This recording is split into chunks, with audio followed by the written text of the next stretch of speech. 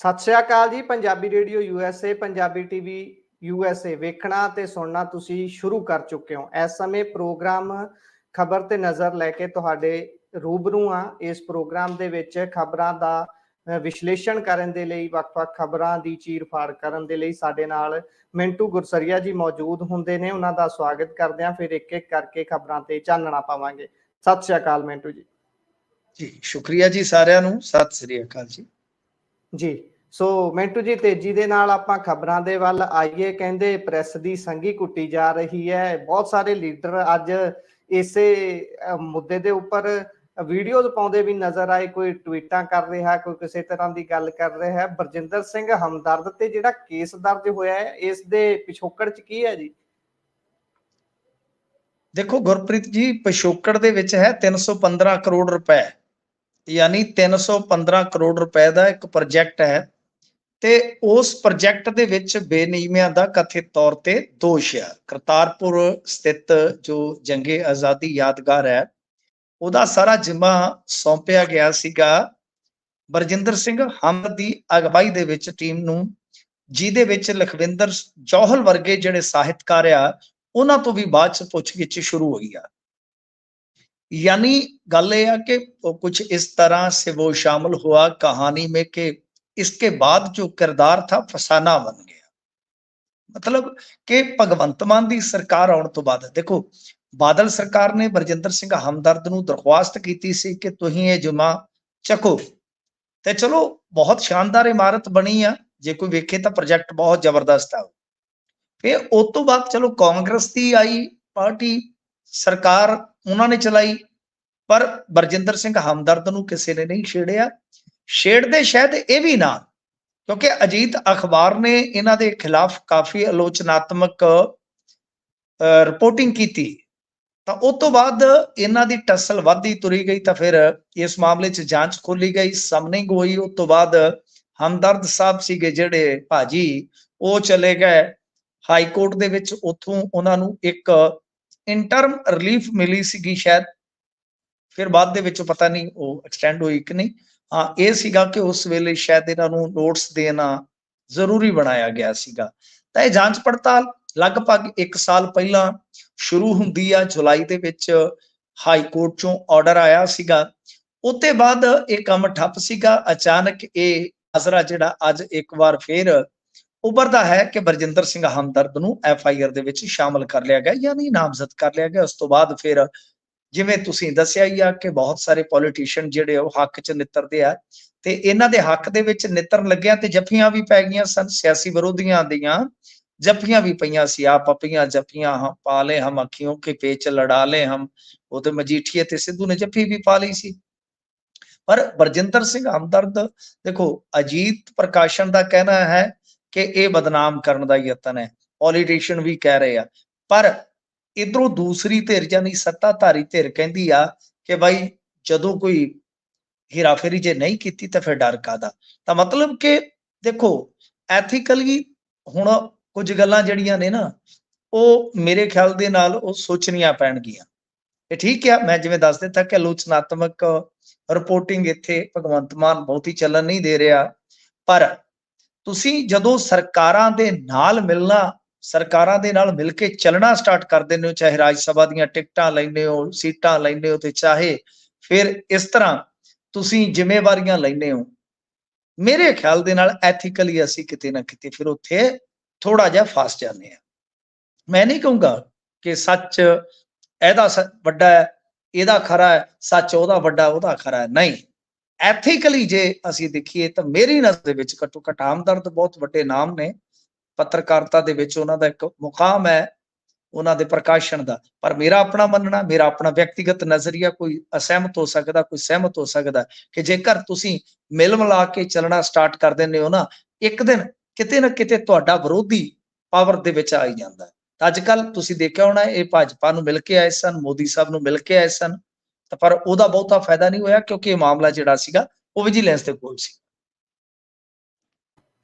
ਜੀ ਸੋ ਹੁਣ ਵੇਖਾਂਗੇ ਅੱਗੇ ਬਣਦਾ ਕੀ ਹੈ, ਕਿਉਂਕਿ ਵੋਟਾਂ ਸਿਰ ਤੇ ਨੇ ਬਿਲਕੁਲ। ਤੇ ਹੁਣ ਪੋਲੀਟੀਸ਼ੀਅਨ ਵੀ ਚਾਹੁੰਦੇ ਨੇ ਕਿ ਜਿੰਨਾ ਕਿ ਇਹਨਾਂ ਦੇ ਹੱਕ 'ਚ ਨਿਤਰਿਆ ਜਾ ਸਕੇ ਨਿਤਰੀਏ, ਕਿਉਂਕਿ ਫਿਰ ਉਹਨਾਂ ਨੇ ਵੀ ਸਹਿਯੋਗ ਦੀ ਆਸ ਰੱਖੀ ਹੋਊਗੀ ਵੀ ਸਾਡਾ ਵੀ ਸਹਿਯੋਗ ਹੋਊਗਾ ਬਣਦਾ ਜੋ ਹੋਊਗਾ। ਸੋ ਅੱਗੇ ਚੱਲਦੇ ਹਾਂ, ਗੱਲ ਕਰਦੇ ਹਾਂ ਪੰਜਾਬ ਦੇ ਮੁੱਖ ਮੰਤਰੀ ਸਾਹਿਬ ਦੀ ਰੈਲੀ ਦੀ। ਥਾਂ ਥਾਂ ਰੈਲੀਆਂ ਤਾਂ ਹੋ ਰਹੀਆਂ ਨੇ, ਪਰ ਕਹਿੰਦੇ ਜਿਹੜੇ ਅੱਜ ਰੈਲੀ ਹੋਈ ਆ ਉਹਦੇ 'ਚ ਧਰਨਾ ਹੀ ਲੱਗ ਗਿਆ ਜੀ, ਕੀ ਮਾਜਰਾ ਸੀ?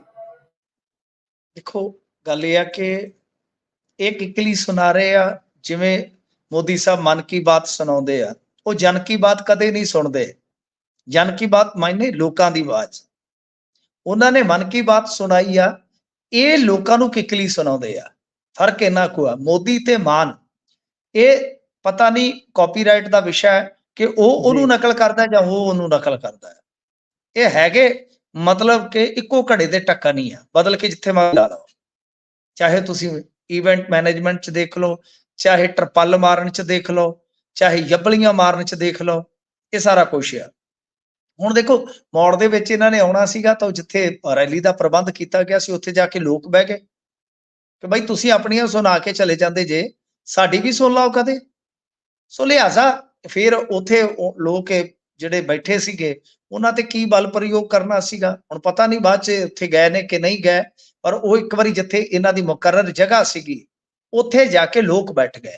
ਤੇ ਜਿਹੜਾ ਮਾਈਸਰ ਖਾਨਾ ਹੈ, ਮੌੜ ਤੋਂ ਵਿਧਾਇਕ ਹੈ ਇਹਨਾਂ ਦਾ, ਉਹਨੂੰ ਤੇ ਲੋਕਾਂ ਨੇ ਉੱਥੇ ਬਿਠਾ ਲਿਆ ਫੜ ਕੇ, ਉਹਨੂੰ ਤੇ ਗੱਲ ਹੀ ਨਹੀਂ ਆਉਣੀ। ਉਹਦੀ ਇੰਨੀ ਬੇਇੱਜ਼ਤੀ ਕੀਤੀ ਲੋਕਾਂ ਨੇ ਕਿ ਸੀਵਰੇਜ ਦਾ ਪਾਣੀ ਜਿਹੜਾ ਸਾਡੇ ਘਰਾਂ 'ਚ ਵੜ ਰਿਹਾ ਹੈ। ਬੋਤਲਾਂ ਭਰ ਕੇ ਬੈਠੇ ਹੋਏ ਸੀ ਲੋਕ ਉੱਥੇ। ਹਾਂਜੀ ਜੀ, ਬੋਤਲਾਂ ਭਰ ਕੇ ਲੋਕ ਬੈਠੇ ਹੋਏ ਸੀ, ਬੋਤਲਾਂ ਲੈ ਕੇ, ਕਹਿੰਦੇ ਪਾਣੀ ਪੀਓ। ਆ ਸ਼ੁਕਰ ਕਰੋ ਟੀਟੂ ਬਾਣੀ ਵਾਂਗੂ ਉਹਨਾਂ ਨੇ ਨਵਾ ਨਹੀਂ ਦਿੱਤਾ। ਮਸਲਾ ਤੇ ਇਹ ਹੈ ਕਿ ਦੇਖੋ, ਜਦੋਂ ਲੋਕਾਂ ਦੀਆਂ ਬੁਨਿਆਦੀ ਸਮੱਸਿਆਵਾਂ, ਮੇਰੇ ਸ਼ਹਿਰ ਦੇ ਵਿੱਚ ਘੱਟੋ ਘੱਟ 5-7 ਕਲੋਨੀਆਂ ਜਿਨ੍ਹਾਂ ਨੇ ਲਿਖ ਕੇ ਬੈਨਰ ਲਾਏ ਆ, ਮੰਤਰੀ ਦਾ ਦੋ ਮੰਤਰੀ ਨੇ, ਮਲੋਟ ਤੋਂ 2 ਮੰਤਰੀ ਆ, ਖੁੱਡੀਆਂ ਦਾ ਪਿੰਡ ਵੀ ਮਲੋਟ 'ਚ ਪੈਂਦਾ ਹੈ, ਬਲਜੀਤ ਕੌਰ ਵੀ ਮਲੋਟ ਦੀ ਆ, ਮਤਲਬ ਕਿ ਸ਼ਹਿਰ ਇਹਨਾਂ ਦਾ ਪਾਸੇ ਆ, ਫਰੀਦਕੋਟ 'ਚ ਰਹਿੰਦੇ ਨੇ ਪਰ ਮਲੋਟ ਤੋਂ ਮੰਤਰੀ ਨੇ। ਤਾਂ ਮਤਲਬ ਕਿ ਜਿਸ ਸ਼ਹਿਰ ਦੇ ਵਿੱਚ 2-2 ਮੰਤਰੀਆਂ ਦਾ ਆਉਣਾ ਜਾਣਾ ਹੋਵੇ, ਤੁਸੀਂ ਸੋਚ ਕੇ ਵੇਖੋ ਕਿ ਉਸ ਸ਼ਹਿਰ ਦੇ ਵਿੱਚ ਬੈਨਰ ਇਹ ਲੱਗੇ ਹੋਣ ਕਿ ਤੁਸੀਂ ਇੱਥੇ ਵੜਨਾ ਨਹੀਂ। ਇੱਕ ਦੁਕਾਨਦਾਰ ਨੇ ਮੰਤਰੀ ਸਾਹਿਬਾਂ ਨੂੰ ਭਜਾਇਆ ਉੱਥੋਂ, ਸਾਡੇ ਸ਼ਹਿਰ ਚੋਂ। ਤਾਂ ਦੇਖੋ, ਇਹ ਬੁਨਿਆਦੀ ਮਸਲੇ ਆ। ਜੇ ਬੁਨਿਆਦੀ ਮਸਲੇ ਹੀ ਹੱਲ ਨਹੀਂ ਹੈ, ਕਿਸੇ ਦਾ ਸੀਵਰੇਜ ਦਾ ਮਾਮਲਾ ਹੈ, ਪਾਣੀ ਖੜ ਜਾਂਦਾ ਹੈ, ਕਿਸੇ ਦਾ ਕਹਿ ਲਓ ਕਿ ਸੜਕੀ ਢਾਂਚਾ ਠੀਕ ਨਹੀਂ ਹੈ, ਲਾਈਟ ਦਾ ਕੰਮ ਨਹੀਂ ਹੋ ਰਿਹਾ, ਤਾਂ ਫਿਰ ਲੋਕਾਂ ਨੇ ਸਿਰ 'ਚ ਮਾਰਨੀਆਂ ਨੇ ਤੁਹਾਡੀਆਂ ਕਿੱਕਲੀਆਂ। ਕਿੱਕਲੀ ਤੇ ਇਹਨਾਂ ਦੀ ਪੈ ਰਹੀ ਆ। ਇਹੀ ਹੈ ਕਿ ਭਗਵੰਤ ਮਾਨ ਹੁਣ ਸਿਰਫ ਰੋਡ ਸ਼ੋ ਕੈਮਰੇ ਫਿੱਟ ਕਰਕੇ ਇੱਕ ਮਿੱਥੀ ਜਗ੍ਹਾ ਚੋਂ ਲੰਘਾ ਕੇ ਕਿੱਕਲੀ ਸੁਣਾ ਜਾਂਦਾ ਹੈ। ਇਹ ਉਹ ਦਿਨ ਗਏ ਜਦੋਂ ਸੱਤ 'ਚ ਖਲੋ ਕੇ ਲੋਕਾਂ ਦੇ ਵਿੱਚ ਖਲੋ ਕੇ ਕਹਿੰਦਾ ਸੀ ਕਿ 11:50 ਤੇ ਅਮਰਿੰਦਰ ਸਿੰਘ ਦੀ ਮੁੱਛਾਂ ਵਾਲੀ ਢਾਟੀ ਖੁੱਲਦੀ ਆ, 12:35 ਤੇ ਦਾੜੀ ਵਾਲੀ ਢਾਟੀ ਖੁੱਲਦੀ ਆ, ਫਿਰ 5-10 ਮਿੰਟ ਜਾਲੀ ਬੰਨਣ ਤੇ ਲੱਗਦੇ ਆ, ਫਿਰ 4 ਬੰਦੇ ਪਜਾਮੀ ਚੜਾਉਂਦੇ ਆ, ਚੜ ਗਈ, ਜਿਵੇਂ ਤੂੜੀ ਵਾਲਾ ਭੁੰਗ ਚੜਾਉਣਾ ਹੁੰਦਾ। ਉਹ ਗੱਲਾਂ ਹੁਣ ਗਈਆਂ, ਜਦੋਂ ਸੱਥ 'ਚ ਜਾ ਕੇ ਦੂਜਿਆਂ ਦੀਆਂ ਗੱਲਾਂ ਕਰ ਲੈਂਦੇ ਸੀ। ਹੁਣ ਸਿਰਫ ਤੇ ਸਿਰਫ ਇੱਕ ਕਹਿ ਲਓ ਕਿ ਫਾਰਮੈਲਿਟੀ ਹੈ ਕੰਪੇਨ ਦੀ ਜਿਹੜੀ ਇਹ ਕਰ ਰਹੇ ਆ। ਪਰੰਤੂ ਇਹ ਅੱਜ ਜੋ ਹੋਇਆ, ਇਹ ਲੋਕਾਂ ਦਾ ਜਿਹੜਾ ਇਹ ਰੋਸ ਹੈ ਗੁਰਪ੍ਰੀਤ ਜੀ, ਕਿਸੇ ਇੱਕ ਥਾਂ ਤੋਂ ਨਹੀਂ ਹੈ। ਅਸੀਂ ਲੋਕਾਂ 'ਚ ਰਹੇ ਹਾਂ, ਵਿਰਲੇ ਵਿਧਾਇਕ ਆ ਜਿਨ੍ਹਾਂ ਦੀ ਕਾਰਕਰਦਗੀ ਤੋਂ, ਕਾਰਗੁਜ਼ਾਰੀ ਤੋਂ ਉੱਥੋਂ ਦੇ ਲੋਕ ਸੰਤੁਸ਼ਟ ਨੇ। ਅਦਰਵਾਈਜ਼ ਇਹਨਾਂ ਦੇ ਜਿੰਨੇ ਵੀ ਮੰਤਰੀ ਹਾਰੇ, ਮੇਰੀ ਇੱਕ ਗੱਲ ਯਾਦ ਰੱਖਿਓ, ਜਿੰਨੇ ਵੀ ਮੰਤਰੀ ਹਾਰੇ ਉਹ 1 ਹਾਰ ਦਾ, 2 ਹਾਰ ਦਾ, 3 ਹਾਰ ਦਾ, ਮੇਰੀ ਨਜ਼ਰ ਦੇ ਵਿੱਚ 3 ਇਸ ਵੇਲੇ ਹਾਰਨ ਵਾਲੀ ਜ਼ੋਨ ਦੇ ਵਿੱਚ ਸੀਗੇ। ਚਲੋ ਇੱਕ ਨੈਕ ਟੂ ਨੈਕ ਫੇਰ ਆ ਗਿਆ, ਫਾਈਟ ਬਦਲਦੀ ਰਹਿੰਦੀ ਆ। ਜਿੰਨੇ ਵੀ ਮੰਤਰੀ ਹਾਰੇ, 2 ਹਾਰਨ, 4 ਹਾਰਨ, ਇੱਕ ਗੱਲ ਯਾਦ ਰੱਖ ਲਿਓ, ਉਹਨਾਂ ਦੀ ਹਾਰ ਦੇ ਵਿੱਚ ਸਭ ਤੋਂ ਵੱਡਾ, ਜੇ ਕਿਸੇ ਦਾ ਕੋਈ ਹੱਥ ਰਹੇਗਾ ਤਾਂ ਵਿਧਾਇਕਾਂ ਦਾ ਰਹੇਗਾ। ਚਾਹੇ ਉਹ ਵਿਧਾਇਕ ਵੋਟਾਂ ਨਾ ਭੁਗਤਾਉਣ, ਚਾਹੇ ਉਹਨਾਂ ਦੇ ਆਖੇ ਲੋਕ ਵੋਟ ਨਾ ਪਾਉਣ। ਤਾਂ ਅੱਜ ਵਾਲਾ ਜਿਹੜਾ ਇਹ ਘਟਨਾਕ੍ਰਮ ਹੈ, ਇਹ ਇਸ ਗੱਲ ਦੀ ਸ਼ਾਦੀ ਭਰਦਾ ਕਿ ਹੇਠਲੇ ਪੱਧਰ ਤੇ, ਉਤਲੇ ਪੱਧਰ ਤੇ ਗੱਪਬਾਜ਼ੀ, ਲਫਬਾਜ਼ੀ ਜੋ ਮਰਜ਼ੀ ਕਰੀ ਜਾਣ, ਪਰ ਹੇਠਲੇ ਪੱਧਰ ਤੇ ਜੋ ਬੁਨਿਆਦੀ ਸਮੱਸਿਆਵਾਂ ਨੇ ਲੋਕਾਂ ਦੀਆਂ, ਉਹਦੇ ਤੋਂ ਠੀਕ ਆ, ਕੁਛ ਲੋਕ ਸੰਤੁਸ਼ਟ ਹੋ ਜਾਂਦੇ ਆ ਕਿ ਹਾਂ ਯਾਰ ਲਾਈਟ ਤੇ ਆਉਂਦੀ ਆ, ਘੱਟੋ ਘੱਟ ਤੁਹਾਡੇ ਵਾਲੇ ਜੇ 2-4 ਘੰਟੇ ਦਾ ਕੱਟ ਲੱਗਦਾ ਤੇ ਸਾਨੂੰ ਉਹਦੇ ਨਾਲ ਕੋਈ ਨਹੀਂ। ਤਾਂ ਕੋਈ ਕਹਿ ਸਕਦਾ ਕਿ ਸਾਡੇ ਇੱਧਰ ਸੀਵਰੇਜ ਠੀਕ ਹੈ ਯਾਰ, ਤੁਹਾਡੇ ਹੋਏਗਾ, ਪਰ ਆਮ ਤੌਰ ਤੇ ਜਿਹੜੇ ਲੋਕਾਂ ਦੀਆਂ ਸਮੱਸਿਆਵਾਂ ਨੇ ਉਹਨਾਂ ਦਾ ਹੱਲ ਕੋਈ ਨਹੀਂ ਹੁੰਦਾ ਛੇਤੀ। ਜੀ, ਸੋ ਇਹ ਤਾਂ ਹੈ, ਅਲੱਗ-ਅਲੱਗ ਖਿੱਤਿਆਂ ਦੀਆਂ ਅਲੱਗ-ਅਲੱਗ ਸਮੱਸਿਆਵਾਂ ਨੇ ਤੇ ਲੋਕ ਸੱਚਿਓ ਇਸ ਸਮੇਂ ਜਾਗਰੂਕ ਹੋ ਕੇ ਘੇਰ ਰਹੇ ਨੇ, ਸਵਾਲ ਕਰ ਰਹੇ ਨੇ ਤੇ ਇਹ ਇੱਕ ਡੈਮੋਕ੍ਰੇਸੀ ਵਿੱਚ ਚੰਗੀ ਨਿਸ਼ਾਨੀ ਵੀ ਹੈ। ਪਰ ਕਈ ਵਾਰੀ ਇਸੇ ਦੇ ਵਿੱਚ ਥੋੜੀ ਕੁਤਾਹੀ ਵੀ ਕਰ ਜਾਂਦੇ ਆ, ਕਈ ਵਾਰੀ ਜ਼ਿਆਦਾ ਅੱਗੇ ਵੱਧ ਜਾਂਦੇ ਆ, ਉਹ ਖਤਰਨਾਕ ਹੈ। ਪਰ ਹੁਣ ਅੱਗੇ ਚੱਲਦੇ ਹਾਂ, ਗੱਲ ਖਹਿਰਾ ਸਾਹਿਬ ਦੀ ਕਰਦੇ ਆ। ਕਹਿੰਦੇ ਉਹਨਾਂ ਨੂੰ ਹੁਣ ਡਬਲ ਸਫਾਈ ਦੇਣੀ ਪੈ ਗਈ ਹੈ ਜੀ, ਆਪਣੇ ਹੀ ਸਵਾਲ 'ਚ ਉਲਝ ਗਏ ਨੇ। ਦੇਖੋ, ਇੱਕ ਵਾਰੀ ਸਫਾਈ ਉਹਨਾਂ ਨੇ ਪਹਿਲਾਂ ਦਿੱਤੀ ਆ, ਉਸ ਤੋਂ ਬਾਅਦ ਪ੍ਰਧਾਨ ਮੰਤਰੀ ਨੇ ਉਹਨਾਂ ਦੇ ਬਿਆਨ ਨੂੰ ਟਵਿਸਟ ਕਰ ਦਿੱਤਾ ਸੀਗਾ। ਮੈਂ ਕੱਲ ਵੀ ਪ੍ਰਵੀਨ ਦੇ ਨਾਲ ਜਦੋਂ ਪ੍ਰੋਗਰਾਮ ਕਰ ਰਿਹਾ ਸੀ ਤੇ ਮੈਂ ਆਖਿਆ ਸੀਗਾ ਕਿ ਇਹ ਪ੍ਰਧਾਨ ਮੰਤਰੀ ਨਾ ਸਿਰਫ ਫੈਂਕੂ ਤਗੜਾ ਹੈ, ਬਲਕਿ ਲਪਕੂ ਵੀ ਬਹੁਤ ਤਗੜਾ ਹੈ, ਇਹ ਕੈਚ ਵੀ ਬਹੁਤ ਜਲਦੀ ਕਰ ਲੈਂਦਾ ਹੈ।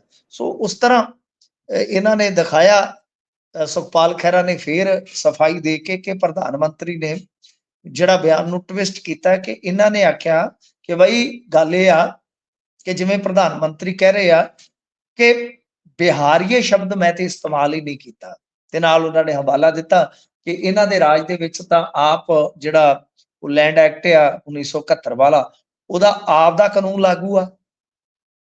ਅੱਛਾ, ਉਹ ਕਹਿ ਰਹੇ ਆ ਕਿ ਮੈਂ ਤੇ ਸਿਰਫ ਇਹੋ ਕਹਿ ਰਿਹਾ ਕਿ ਡੈਮੋਗ੍ਰਾਫੀ ਜਿਹੜੀ ਸਾਡੀ ਚੇਂਜ ਹੋ ਰਹੀ ਆ, ਉਹਦੇ ਵਾਸਤੇ ਕੁਝ ਰੈਸਟ੍ਰਿਕਸ਼ਨਸ ਹੋਣੀਆਂ ਚਾਹੀਦੀਆਂ ਨੇ, ਕਿ ਮਤਲਬ ਕਿ ਜੇ ਕਿਸੇ ਨੇ ਸੈਟਲਡ ਹੋਣਾ ਹੈ ਤਾਂ ਉਹ ਸ਼ਰਤਾਂ ਪੂਰੀਆਂ ਕਰੇ ਤੇ ਉਸ ਤੋਂ ਬਾਅਦ ਹੀ ਉਹ ਇੱਥੇ ਸੈਟਲਡ ਹੋਵੇ। ਦੇਖੋ, ਇਹ ਮੈਂ ਕੱਲ ਵੀ ਕਾਫੀ ਲੰਮੀ ਗੱਲ ਕੀਤੀ ਸੀ ਇਹਦੇ ਤੇ, ਬਹਿਸ ਜਿਹੜੀ ਆ ਲੰਮੀ ਜਾਂਦੀ ਆ। ਪਰ ਸੁਖਪਾਲ ਖਹਿਰਾ ਜਦੋਂ ਇਹ ਗੱਲ ਕਰ ਰਹੇ ਆ ਨਾ, ਤਾਂ ਥੋੜਾ ਜਿਹਾ ਉਹਨਾਂ ਦਾ ਜੋ ਇਹਨਾਂ ਨੇ ਤਰਕ ਦਿੱਤਾ ਉਹ ਵੀ ਥੋੜਾ ਜਿਹਾ ਊਣਾ ਹੈ, ਜ਼ਿਆਦਾ ਨਹੀਂ।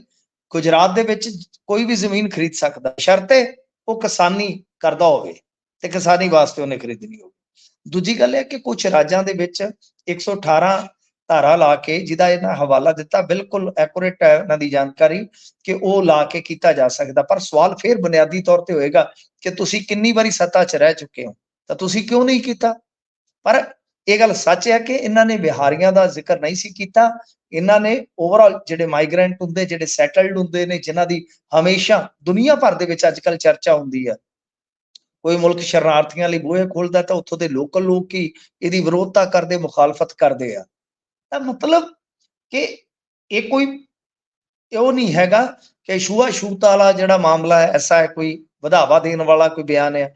ਪ੍ਰੋਟੈਕਸ਼ਨਿਜ਼ਮ ਸਾਰੇ ਮੰਗਦੇ, ਇਸ ਤਰ੍ਹਾਂ ਦੀ ਰਾਜਨੀਤੀ ਜਿਹੜੀ ਆ ਉਹ ਠਾਕਰਿਆਂ ਤੋਂ ਸ਼ੁਰੂ ਹੋ ਕੇ ਲੱਖੇ ਸਿਧਾਣੇ ਤੱਕ ਪੁੱਜਦੀ ਹੈ, ਉਹਦੇ ਚ ਸੁਖਪਾਲ ਖਹਿਰਾ ਵੀ ਆਉਂਦਾ। ਤਾਂ ਪਰ ਕਿਸੇ ਨੂੰ ਇਸ ਤਰ੍ਹਾਂ ਨਹੀਂ ਕਰਨਾ ਚਾਹੀਦਾ। ਮਿਸਕੋਟ ਨਾ ਕਰੋ ਤੁਸੀਂ, ਜਿਹੜੀ ਗੱਲ ਹੈਗੀ ਹੈ ਟਵਿਸਟ ਨਾ ਕਰੋ, ਜਿਹੜੀ ਗੱਲ ਕੀਤੀ ਆ ਉਹਦੇ ਤੇ ਆਓ।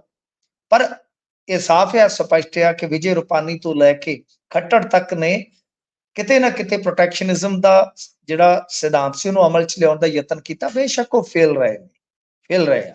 ਤਾਂ ਇਹ ਕਾਂਗਰਸ ਦਾ ਵੀ ਇੱਥੇ ਕਿਤੇ ਨਾ ਕਿਤੇ ਮੇਰੇ ਖਿਆਲ ਦੇ ਨਾਲ ਜਿਹੜਾ ਕਾਊਂਟਰ ਵੇਖਣ ਵਾਲਾ ਜਾਪਿਆ ਮੈਨੂੰ, ਉਹ ਨਹੀਂ ਹੈਗਾ ਜਿਹੜਾ ਕਿ ਬਣਾ ਸਕਦੇ ਸੀਗੇ। ਇਹਨਾਂ ਨੇ ਉਲਟਾ ਸੁਖਪਾਲ ਖਹਿਰੇ ਤੋਂ ਕਿਨਾਰਾ ਕਰ ਲਿਆ।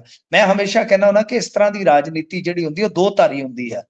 ਇੱਕ ਧਾਰ ਜੇ ਤੁਸੀਂ ਕਿਸੇ ਵੱਲ ਮਾਰਦੇ ਹੋ ਤਾਂ ਕਈ ਵਾਰ ਦੂਸਰੀ ਧਾਰ ਜਿਹੜੀ ਉਹ ਤੁਹਾਨੂੰ ਹੀ ਕੱਟ ਦਿੰਦੀ ਹੈ।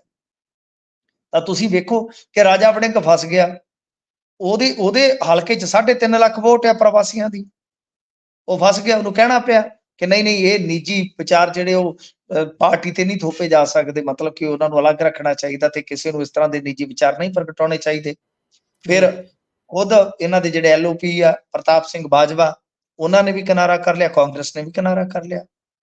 ਤਾਂ ਸੁਖਪਾਲ ਸਿੰਘ ਖਹਿਰਾ ਰਹਿ ਗਏ ਇਕੱਲੇ। ਤਾਂ ਸੁਖਪਾਲ ਸਿੰਘ ਖਹਿਰਾ ਨੂੰ ਵੀ ਜਿਹੜੀ ਵਾਰ-ਵਾਰ ਸਫਾਈ ਦੇਣੀ ਪਈ, ਉਹ ਪ੍ਰਧਾਨ ਮੰਤਰੀ ਕਰਕੇ ਨਹੀਂ ਹੈ, ਸਿਰਫ ਉਹਨਾਂ ਦੇ ਹਲਕੇ 'ਚ ਵੀ ਸ਼ਹਿਰ ਪੈਂਦੇ ਆ, ਤੇ ਜਿੱਥੇ ਜਿੱਥੇ ਸ਼ਹਿਰ ਆ ਉੱਥੇ ਪ੍ਰਵਾਸੀ ਵੋਟ ਹੈਗੀ ਆ।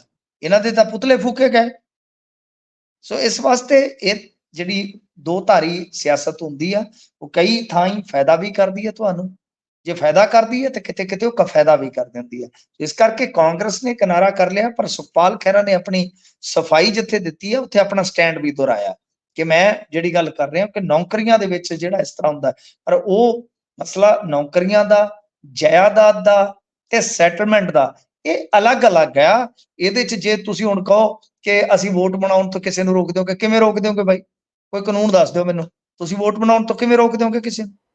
ਕਿਉਂਕਿ ਵੋਟ ਵਾਲਾ ਜਿਹੜਾ ਕਾਨੂੰਨ ਆ, ਲੋਕ ਨੁਮਾਇੰਦਗੀ ਐਕਟ ਆ ਜਿਹੜਾ, ਉਹਦੇ ਵਿੱਚ ਅਮੈਂਡਮੈਂਟ ਕੇਂਦਰ ਸਰਕਾਰ ਹੀ ਕਰ ਸਕਦੀ ਆ, ਪਾਰਲੀਮੈਂਟ ਦੇ ਥਰੂ, ਰਾਸ਼ਟਰਪਤੀ ਦੇ ਥਰੂ, ਸਟੇਟਾਂ ਨਹੀਂ ਕਰ ਸਕਦੀਆਂ। ਸੋ ਇਸ ਵਾਸਤੇ ਇਹ ਕੁਝ ਚੀਜ਼ਾਂ ਜਿਹੜੀਆਂ ਜਜ਼ਬਾਤੀ ਤੌਰ ਤੇ ਮੇਰੇ ਖਿਆਲ ਦੇ ਨਾਲ ਬਹੁਤ ਅੱਗੇ ਆ ਗਈਆਂ।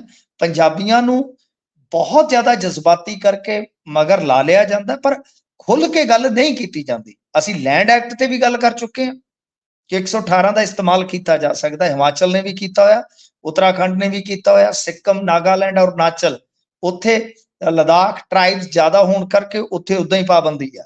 300 ਉੱਥੇ ਲੱਗਦਾ ਹੈ, ਆ 376 ਮੇਰੇ ਖਿਆਲ ਦੇ ਨਾਲ ਲੱਗਦੀ ਆ, ਉਹਦੇ 371 ਸ਼ਾਇਦ, 370 ਆ ਗਈ, 371 ਲੱਗਦੀ ਆ ਉੱਥੇ। ਤਾਂ ਮਤਲਬ ਕਿ ਵਿਸ਼ੇਸ਼ ਦਰਜੇ ਪ੍ਰਾਪਤ ਨੇ। ਸੋ ਇਹ ਸਾਰਾ ਕੁਝ ਹੈ ਕਿ ਲੈਂਡ ਐਕਟ, ਨੌਕਰੀਆਂ ਵਾਲਾ ਜਿਹੜਾ ਮਸਲਾ, ਉਹਦੇ ਚ ਵੀ ਸਰਕਾਰਾਂ ਸਾਫ਼ ਕਰ ਚੁੱਕੀਆਂ ਕਿ ਅਸੀਂ ਨਹੀਂ ਕਰ ਸਕਦੇ, ਕਿਸੇ ਨੂੰ ਨਹੀਂ ਰੋਕ ਸਕਦੇ। तो ये सारियां चीज़ां जिहड़ियां खुल के दसणियां चाहीदियां कि हाँ डेमोग्राफी वास्ते कुछ रिस्ट्रिक्शंस जिहड़ियां ने ओदी चेंजिंग वास्ते जे लाइयां जा सकदियां तो किवें लाइयां जा सकदियां, ओदे ते विचार चर्चा कर लो।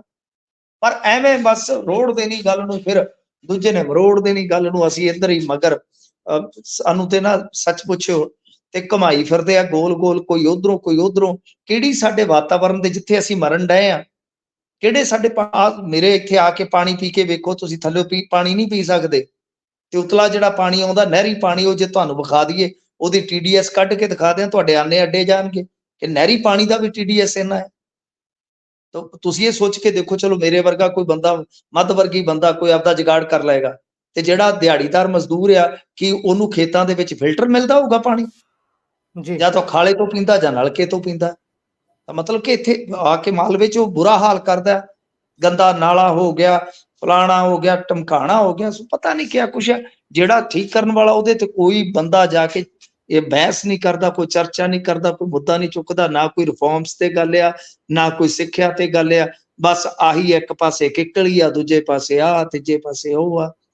मतलब कि आपदे आपदे हिसाब नाल राजनीति हो रही है। पर जेड़ा भी बंदा पावर च रहिंदा ओ उदों ही समस्यावां चुकदा है ਜਦੋਂ ਉਹ ਫਿਰ ਆਪੋਜੀਸ਼ਨ 'ਚ ਚਲੇ ਜਾਂਦਾ, ਚਾਹੇ ਉਹ ਖਹਿਰਾ ਹੋਵੇ ਚਾਹੇ ਕੋਈ ਵੀ ਹੋਵੇ। ਗੱਲ ਕੌੜੀ ਫਿੱਕੀ ਲੱਗੇ, ਮਾਫੀ। ਜੀ ਬਿਲਕੁਲ ਠੀਕ ਗੱਲ ਹੈ, ਗੱਲ ਬਿਲਕੁਲ ਇਸੇ ਤਰੀਕੇ ਨਾਲ ਹੈ। ਤੇ ਹੁਣ ਵੀ ਜਦੋਂ ਚੋਣਾਂ ਦਾ ਮਾਹੌਲ ਦੇਖਦੇ ਹਾਂ, ਲੋਕਾਂ ਨਾਲ ਗੱਲ ਕਰਦੇ ਹਾਂ, ਤੇ ਲੜਾਈ ਸਿਰਫ ਚਿਹਰਿਆਂ ਤੱਕ ਸੀਮਿਤ ਰਹਿ ਗਈ ਹੈ। ਕੋਈ ਵੀ ਪੰਜਾਬ ਦੇ ਉਹਨਾਂ ਧਰਾਤਲ ਦੇ ਮੁੱਦਿਆਂ ਨੂੰ ਟੱਚ ਹੀ ਨਹੀਂ ਕਰਨਾ ਚਾਹੁੰਦਾ, ਛੋਹਣਾ ਹੀ ਨਹੀਂ ਚਾਹੁੰਦਾ, ਉਹਨਾਂ ਤੇ ਗੱਲ ਹੀ ਨਹੀਂ ਕਰਨਾ ਚਾਹੁੰਦਾ, ਜਿਹੜੇ ਮੁੱਦੇ ਅਸਲ 'ਚ ਮਾਸਸ ਨੂੰ ਅਪੀਲ ਕਰਦੇ ਨੇ, ਲੋਕਾਂ ਦੀ ਜਿਹੜੀ ਰੂਹ ਨਾਲ ਜੁੜੇ ਹੋਏ ਨੇ, ਲੋਕਾਂ ਦੇ ਭਵਿੱਖ ਨਾਲ ਜੁੜੇ ਹੋਏ ਨੇ। ਪਰ ਹੁਣ ਆਪਾਂ ਅੱਗੇ ਵੱਲ ਚੱਲਦੇ ਹਾਂ, ਗੱਲ ਕਰਦੇ ਹਾਂ ਮਰਹੂਮ ਸਿੱਧੂ ਮੂਸੇਵਾਲਾ ਦੇ ਪਿਤਾ ਬਲਕੌਰ ਸਿੰਘ ਦੀ। ਉਹਨਾਂ ਨੇ ਚੰਨੀ ਦੀ ਸਪੋਰਟ ਕੀਤੀ ਹੈ ਜੀ ਜਲੰਧਰ ਦੇ ਵਿੱਚ ਆ ਕੇ। ਬਹੁਤ ਸਾਰੇ ਲੋਕ ਇਸ ਨੂੰ ਸਹੀ ਦੱਸ ਰਹੇ ਨੇ ਕਿ ਜੇਕਰ ਉਹ ਕਿਸੇ ਪਾਰਟੀ ਨਾਲ ਜੁੜੇ ਹੋਏ ਨੇ, ਖੁੱਲ ਕੇ ਸਮਰਥਨ ਚਾਹੁੰਦੇ ਨੇ, ਤਾਂ ਕੋਈ ਬੁਰੀ ਗੱਲ ਨਹੀਂ। ਪਰ ਬਹੁਤ ਸਾਰੇ ਲੋਕ ਇਸ ਨੂੰ ਦੂਜੇ ਪੱਖ ਨਾਲ ਵੀ ਦੇਖਦੇ ਨੇ, ਨੈਗੇਟਿਵ ਪੱਖ ਵੀ ਵੇਖਦੇ ਨੇ। ਕੀ ਹੈ ਜੀ ਸਾਰੀ ਗੱਲਬਾਤ? ਦੇਖੋ, ਅਸੀਂ ਕਿਸੇ ਦੇ ਫੈਸਲੇ ਨੂੰ ਗਲਤ ਨਹੀਂ ਕਹਿ ਸਕਦੇ, ਕਿਉਂਕਿ ਜੇ ਅਸੀਂ ਇਸ ਮੰਚ ਤੇ ਕੰਮ ਕਰਨ ਡਏ ਹਾਂ, ਹੋ ਸਕਦਾ ਕਿ ਸਾਨੂੰ ਵੀ ਲੋਕ ਇੱਥੇ ਹੀ ਕੁਝ ਲੋਕ ਸਾਨੂੰ ਨਾ ਪਸੰਦ ਕਰਦੇ ਹੋਣ। ਤਾਂ ਮਤਲਬ ਇਹਦਾ ਮਤਲਬ ਇਹ ਨਹੀਂ ਹੁੰਦਾ ਕਿ ਕੋਈ ਆਪਣੇ ਫੈਸਲੇ ਲੈਣ ਵਾਸਤੇ ਪਾਬੰਦ ਹੈ। ਉਹ ਹਮੇਸ਼ਾ ਆਜ਼ਾਦ ਹੈ, ਉਹਨੇ ਕਿਹਨੂੰ ਸਪੋਰਟ ਕਰਨੀ ਹੈ, ਕਿਹਨੂੰ ਨਹੀਂ ਕਰਨੀ। ਦੱਸੋ, ਉਹ ਤਾਂ 1975 ਤੋਂ ਕਾਂਗਰਸੀ ਹੈ। ਤੁਸੀਂ ਹਮਦਰਦੀ ਉਸ ਪਰਿਵਾਰ ਨੂੰ ਦੇਣੀ ਕਿ ਨਹੀਂ ਦੇਣੀ, ਉਹ ਤੁਹਾਡੇ ਤੇ ਨਿਰਭਰ ਹੈ। ਤੁਸੀਂ ਸਪੋਰਟ ਦੇਣੀ ਹੈ ਕਿ ਨਹੀਂ ਦੇਣੀ, ਉਹ ਤੁਹਾਡੇ ਤੇ ਨਿਰਭਰ ਹੈ। ਪਰ ਉਹ 75 ਸਾਲ ਤੋਂ ਕਾਂਗਰਸੀ ਹੈ, ਉਹ ਕਹਿ ਚੁੱਕੇ ਨੇ ਇਸ ਗੱਲ। ਤਾਂ ਖੈਰ ਚਲੋ, ਉਹਨਾਂ ਦਾ ਫੈਸਲਾ ਇਹ ਉਹਨਾਂ ਤੇ ਛੱਡ ਦੇਣਾ ਚਾਹੀਦਾ। ਜੋ ਵੀ ਨਫਾ ਨੁਕਸਾਨ ਹੁੰਦਾ ਹੈ ਫੈਸਲੇ ਲੈਣ ਵਾਲੇ ਦੇ, ਉਹ ਜਿਵੇਂ ਹੁੰਦਾ ਹੈ। ਹੁਣ ਦੇਖੋ, ਦੂਜੀ ਗੱਲ ਆ, ਮੈਂ ਉਹਨਾਂ ਨੇ ਉੱਥੇ ਜੋ ਕੁਝ ਕਿਹਾ ਹੋਏਗਾ ਜਾਂ ਸਪੋਰਟ ਮੰਗੀ ਹੋਏਗੀ, ਮੈਂ ਉਹਦੇ ਤੇ ਨਹੀਂ ਜਾਂਦਾ। ਮੇਰੇ ਓਵਰਆਲ ਜਲੰਧਰ ਸੀਟ ਦੀ ਜੇ ਗੱਲ ਕਰਾਂ ਤਾਂ ਇਉਂ ਲੱਗਦਾ ਸੀਗਾ ਚੰਨੀ ਗਏ ਤੋਂ ਕਿ ਚੰਨੀ ਇੱਕ ਸਾਈਡ ਇਦਾਂ ਲੱਗਦਾ ਜਿਵੇਂ ਬਾਈਲਾਰਸ ਪਾ ਕੇ ਆਸ਼ਾ ਟਰੈਕ ਨੂੰ ਖਿੱਚ ਕੇ ਲੈ ਜਾਏਗਾ। ਪਰ ਹੁਣ ਬਰਾਬਰ ਦਾ ਕੰਮ ਹੋ ਗਿਆ, ਤਕੂਨੀ ਟੱਕਰ ਤਾਂ ਘੱਟੋ ਘੱਟ ਬਰੋਬਰ ਦੀ ਉੱਥੇ ਬਣੀ ਪਈ ਆ। ਇਹੀ ਕਾਰਨ ਆ ਕਿ ਬਲਕੌਰ ਸਿੰਘ ਨੂੰ ਕਾਂਗਰਸ ਨੇ ਆਪਣੇ ਪ੍ਰਚਾਰਕ ਤੌਰ ਤੇ ਉਹਨਾਂ ਸੀਟਾਂ ਤੇ ਪ੍ਰਚਾਰ ਵਾਸਤੇ ਸੱਦਿਆ ਜਿੱਥੇ ਕਿਤੇ ਕਮਜ਼ੋਰੀ ਆ ਜਾਂ ਜਿੱਥੇ ਕਿਤੇ ਅਸਰ ਪੈ ਸਕਦਾ। ਸੋ ਬਲਕੌਰ ਸਿੱਧੂ ਬਤੌਰ ਕਾਂਗਰਸ ਪ੍ਰਚਾਰਕ ਹੀ ਜਾ ਰਹੇ ਆ। ਇਹਨੂੰ, ਇਸ ਗੱਲ ਨੂੰ ਬਿਲਕੁਲ ਤੁਸੀਂ ਨਤਾਰ ਲਓ।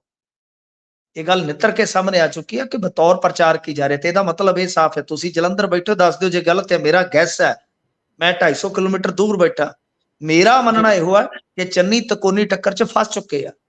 ਚਾਹੇ ਉਹ ਜੀ ਜੀ ਚੌਧਰੀ ਪਰਿਵਾਰ ਦੀ ਮੁਖਾਲਫਤ ਹੋਵੇ, ਚਾਹੇ ਕੁਝ ਵੀ ਹੋਵੇ, ਰਿੰਕੂ ਦਾ ਦਾ ਫੱਬ ਗਿਆ ਹੋਵੇ, ਚਾਹੇ ਟੀਨੂ ਵੀ ਕੰਮ ਖਿੱਚੀ ਜਾਂਦਾ, ਮਤਲਬ ਕਿ ਤਕੋਨੀ ਟੱਕਰ ਬਣ ਗਈ ਆ। ਚੰਨੀ ਦਾ ਪਰਿਵਾਰ ਜਿਸ ਤਰ੍ਹਾਂ ਉੱਥੇ ਕੰਪੇਨ ਕਰ ਰਿਹਾ, ਉਹਦੇ ਤੋਂ ਵੀ ਕੁਝ ਕਾਂਗਰਸੀ ਨਖੁਸ਼ ਨੇ ਕਿ ਉਹ ਸਾਰਾ ਕੁਝ ਜੀ ਆਪਣੇ ਹਿਸਾਬ ਕਿਤਾਬ ਨਾਲ ਕਰਦੇ ਪਏ।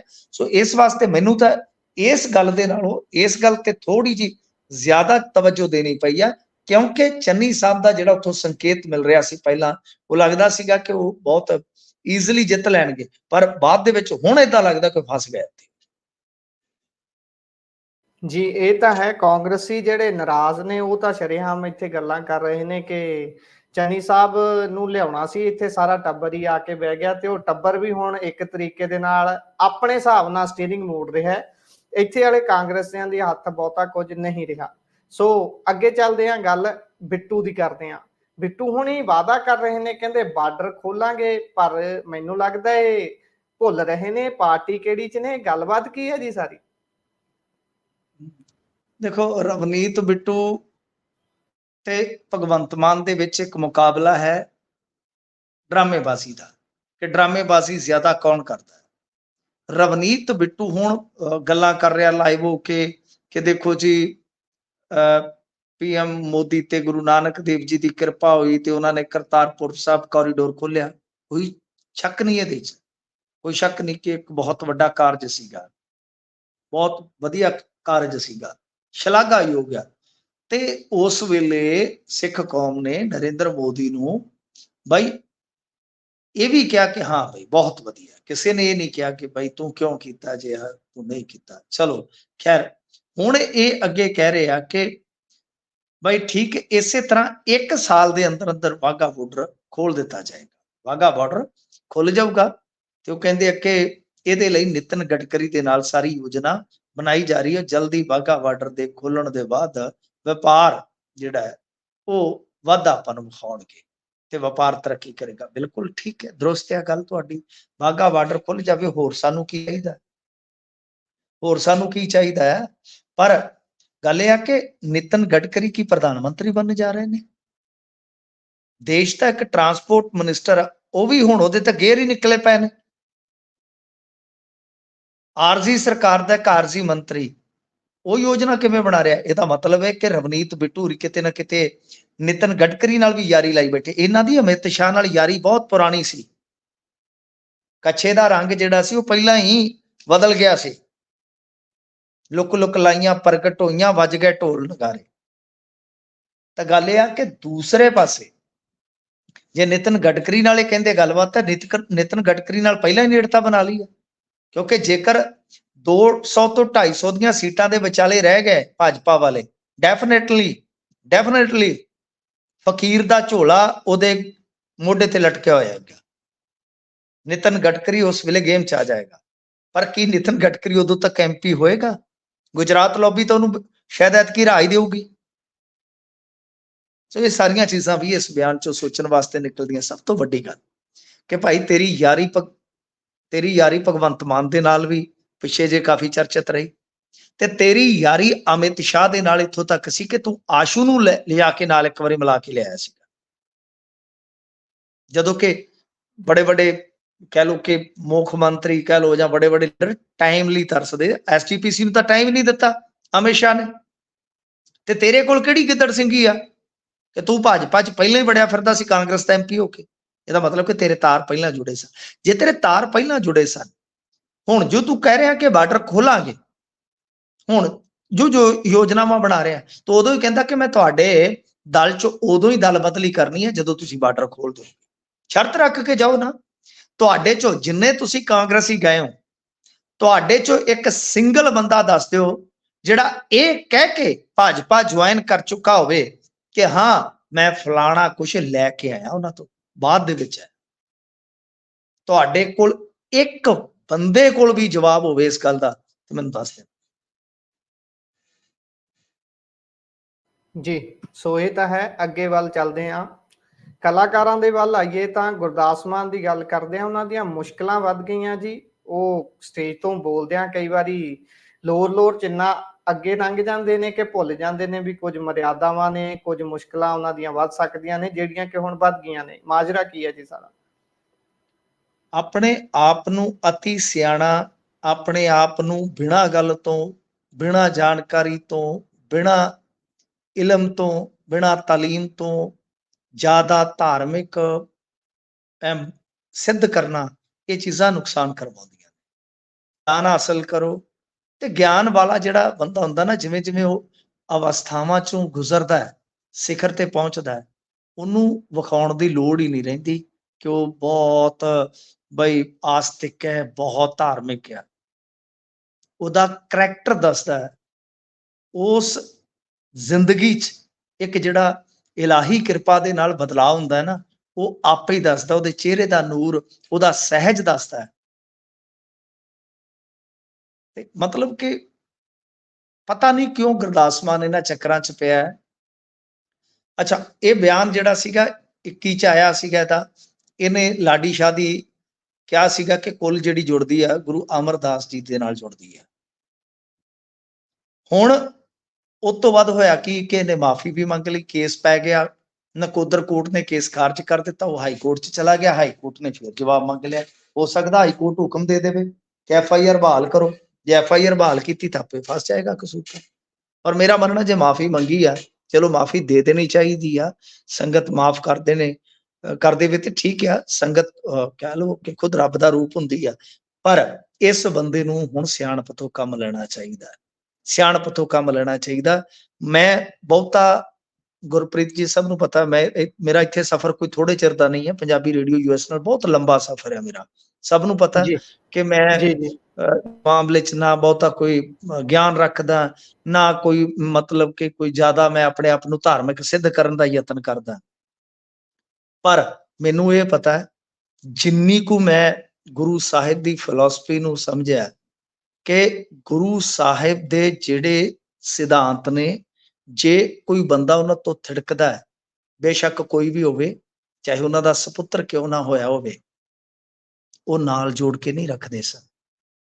ਕੋਈ ਤੁਸੀਂ ਜਿਹੜੇ ਗੁਰੂ ਸਾਹਿਬਾਨ ਨੇ ਕਿਹਾ ਕਿ ਸੋ ਕਿਉਂ ਮੰਦਾ ਆਖੀਏ ਜਿਤ ਜੰਮੇ ਰਾਜਾਨ, ਉਹਨਾਂ ਦੀ ਕੁਲ ਚੋਂ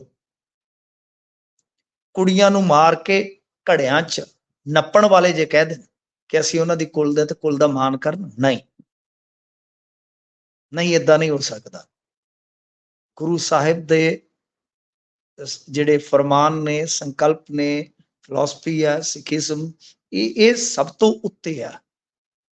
ਤੇ ਜੇ ਤੁਹਾਨੂੰ ਇਹਨਾਂ ਗੱਲਾਂ ਦਾ ਹੀ ਨਹੀਂ ਪਤਾ, ਤੁਸੀਂ ਕੰਪੈਰੀਜ਼ਨ ਕਰ ਹੀ ਨਹੀਂ ਸਕਦੇ। ਸਿੱਖੀਜ਼ਮ ਤੇ ਡੇਰਾਵਾਦ ਹੋ ਹੀ ਨਹੀਂ ਸਕਦਾ। ਇਹ ਦੋ ਕਹਿ ਲਓ ਕਿ ਪਰਸਪਰ ਵਿਰੋਧੀ ਤੁਰੇ ਆ।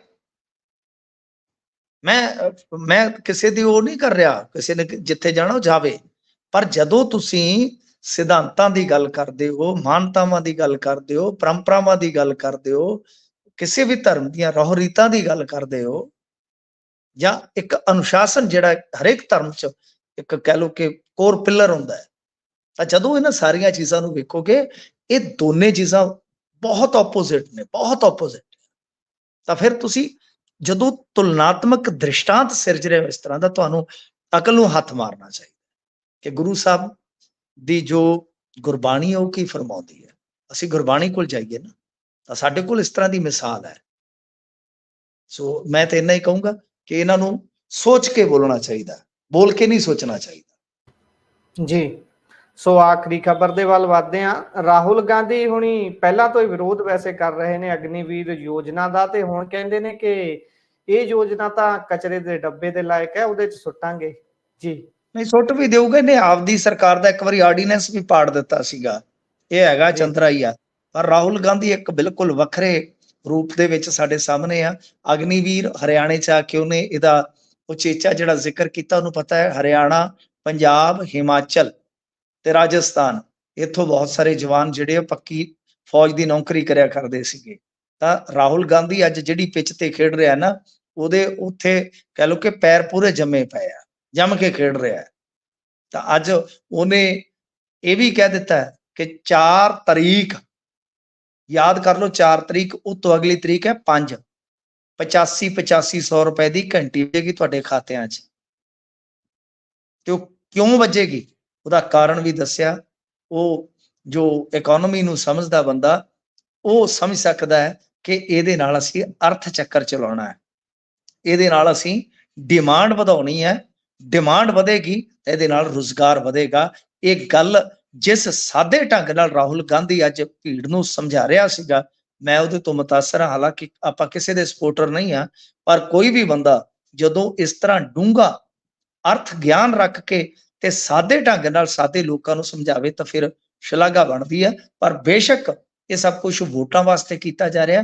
ਹਾਂ, ਜਦੋਂ ਪਾਵਰ ਦੇ ਵਿੱਚ ਆਉਣਗੇ, ਜੇ ਨਹੀਂ ਕਰਨਗੇ, ਸਵਾਲ ਇਹਨਾਂ ਨੂੰ ਵੀ ਬਹੁਤ ਹੋਣ। ਜੀ, ਸੋ ਵੇਖਾਂਗੇ ਹੁਣ 4 ਤਰੀਕ ਨੂੰ ਕੀ ਨਿਬੜਦੀ ਹੈ। ਪਰ ਉਸ ਤੋਂ ਪਹਿਲਾਂ ਜ਼ੋਰ ਸਾਰਿਆਂ ਦਾ ਲੱਗਾ ਹੋਇਆ। ਜਿਸ ਤਰੀਕੇ ਦੇ ਨਾਲ ਕਲਾਈਮੇਟ ਦੇ ਵਿੱਚ ਗਰਮੀ ਵੱਧ ਰਹੀ ਹੈ, ਉਸੇ ਤਰੀਕੇ ਦੇ ਨਾਲ ਸਿਆਸੀ ਪਿੜ ਵੀ ਪੂਰਾ ਗਰਮ ਹੈ। ਸੋ ਮਿੰਟੂ ਜੀ, ਤੁਸੀਂ ਖਬਰਾਂ ਤੇ ਚਾਨਣਾ ਪਾਇਆ, ਤੁਹਾਡਾ ਬਹੁਤ ਬਹੁਤ ਧੰਨਵਾਦ ਜੀ। ਸਤਿ ਸ੍ਰੀ ਅਕਾਲ। ਸਤਿ ਸ੍ਰੀ ਅਕਾਲ। ਸੋ ਇਹ ਸਨ ਸਾਡੇ ਨਾਲ ਮਿੰਟੂ ਗੁਰਸਰੀਆ ਜੀ, ਜਿਨ੍ਹਾਂ ਨੇ ਗੁਰਦਾਸ ਮਾਨ ਦੇ ਬੋਲਾਂ ਤੋਂ ਲੈ ਕੇ ਹੋਏ ਵਿਵਾਦ ਦੇ ਨਾਲ ਜੁੜੀਆਂ ਖਬਰਾਂ ਅਤੇ ਉਸ ਤੋਂ ਬਾਅਦ ਖਹਿਰਾ ਦੀ ਜਿਹੜੀ ਡਬਲ ਸਫਾਈ ਹੈ, ਉਸ ਤੋਂ ਅੱਗੇ ਬਰਜਿੰਦਰ ਸਿੰਘ ਹਮਦਰਦ ਦੇ ਉੱਪਰ ਦਰਜ ਹੋਏ ਕੇਸ ਦੀ ਗੱਲ, ਜਾਂ ਮੁੱਖ ਮੰਤਰੀ ਭਗਵੰਤ ਮਾਨ ਦੀ ਰੈਲੀ 'ਚ ਹੋਏ ਵਿਰੋਧ ਅਤੇ ਪ੍ਰਦਰਸ਼ਨ ਦੀ ਗੱਲ, ਸਾਰੀਆਂ ਖਬਰਾਂ ਤੇ ਚਾਨਣਾ ਪਾਇਆ। ਤੁਹਾਨੂੰ ਪ੍ਰੋਗਰਾਮ ਕਿਹੋ ਜਿਹਾ ਲੱਗਿਆ? ਤੁਸੀਂ ਆਪਣੇ ਵਿਚਾਰ ਰਾਏ ਟਿੱਪਣੀਆਂ ਸੋਸ਼ਲ ਮੀਡੀਆ ਪਲੇਟਫਾਰਮਸ ਦੇ ਵਿੱਚ ਕਮੈਂਟ ਬਾਕਸ ਦੇ ਜ਼ਰੀਏ ਸਾਡੇ ਤੱਕ ਪਹੁੰਚਦੀਆਂ ਕਰ ਸਕਦੇ ਹੋ। ਜੁੜੇ ਰਹੋ Punjabi radio USA, Punjabi TV USA ਦੇ ਨਾਲ। ਧੰਨਵਾਦ।